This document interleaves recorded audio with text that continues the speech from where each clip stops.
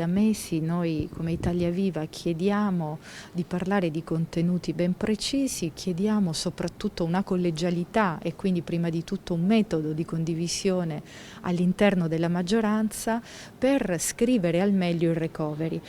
Poi le ministre e il sottosegretario non sono state mai coinvolti nelle decisioni, anche questo, documenti che arrivavano all'ultimo momento, quindi consigli dei ministri che venivano fatti prima senza di noi.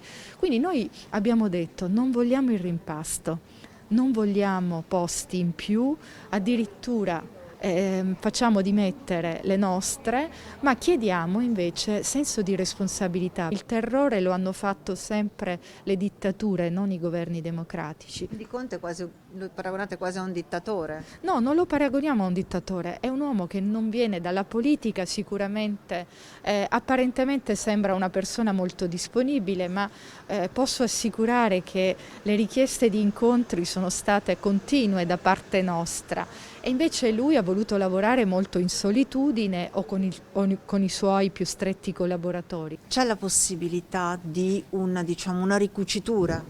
Ma siamo stati molto chiari anche su questo, noi non vogliamo rompere il dialogo con nessuno, anzi abbiamo detto che in un momento così difficile maggioranza e minoranza dovrebbero lavorare per gli stessi obiettivi.